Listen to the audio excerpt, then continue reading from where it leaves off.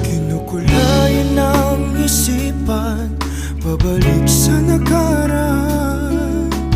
Huwag mo nang balikan, patuloy ka lang masasaktan. Hindi na kulang kakaisip sa isang magandang larawan. Paulit-ulit na binabanggit ang pangalang nakasanayan. Tayo ay pinagtagpo